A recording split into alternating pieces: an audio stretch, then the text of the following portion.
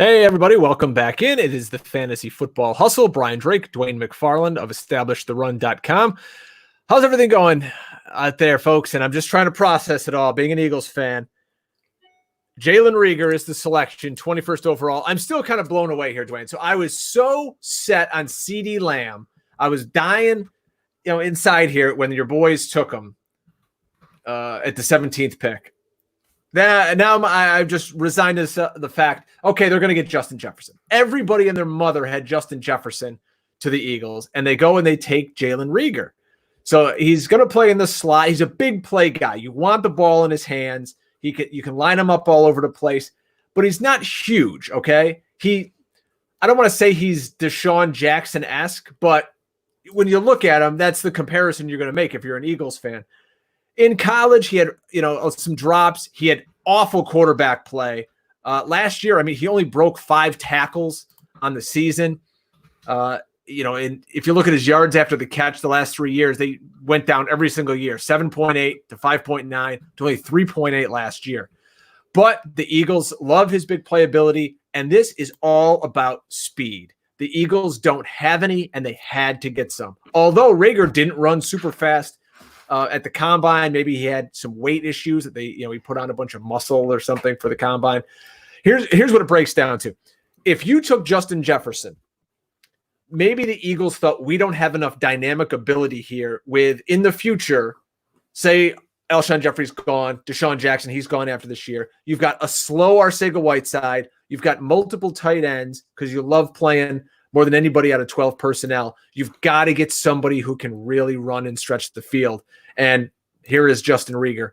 In terms of what he's going to do for fantasy in 2020, Dwayne, he's going to play. Let's be honest. Alshon Jeffrey is hurt right now. That's why they can't get rid of him besides that guaranteed contract. He's probably going to start the year on PUP, and you're not going to see him for the first 6 weeks at least. If he's even on the roster, they can't dump him. So you got Reagor. You're going to have Deshaun Jackson. They're probably going to draft somebody else here in the next 2 days.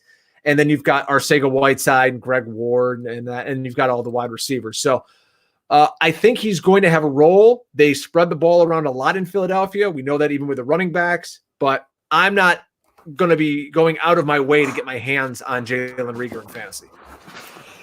Yeah, my thought is so far though, out of the receivers we've seen drafted, if I was ranking them tonight for redraft, I would say Reagor is number one.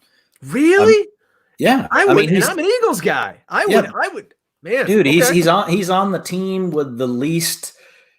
He's got the least challenge, right? It still depends on him. He's got to come in and he's got to play well and he's got to prove, what he can do. But if I look at the Eagles roster, they don't want to play 12 all the time. So right now, Ertz is their top guy. I would make Goddard their second best pass receiver right now because of the things you said about Alshon Jeffrey, and who knows if he'll even be on the roster when the season starts. Yep. So I think right now, Reagor, if he comes in and plays well, he's got an insight, he's got a line on being the number 2 guy in the offense behind Zach Ertz. So I think when we talk about CeeDee Lamb right now, he's still kind of sitting back as the 3rd. When we talk about Henry Ruggs, yeah, he can be the 2, but in an offense that doesn't run as many plays, the Eagles run more plays, and an offense that has a lesser quarterback, in my opinion. Wentz definitely has his own flaws, but he's not afraid, to push the ball vertically and attack all areas of the field. He may not be a great deep passer, but I like Doug Peterson as an offensive mind better than I like John Gruden. So, if we think through all these things and then you think about Jerry Jeudy, I'm really worried about Drew Lock. So right now, I would say Jalen Reagor is your top rated on my board rookie receiver if you're in a redraft. Now if we're talking about in a dynasty league, that's going to change a little bit because you're looking a little bit further down the road. You're going to lean a little bit more towards talent. But Jalen Reagor, man, he's a guy that, if you look at, what Matt Waldman said about him, he says he can play all 3 spots, so he's a versatile guy.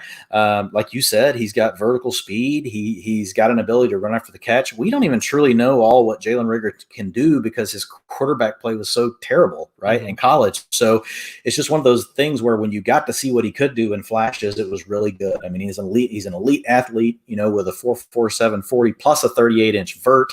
He's solid, 206 pounds at 5'10", so he's thicker than a Henry Ruggs. I think it's a great pick for the Eagles. And I wouldn't be surprised if he's the top performing wide receiver as a rookie out of the guys we've seen go so far, just because of, the opportunity and the pecking order in front of him.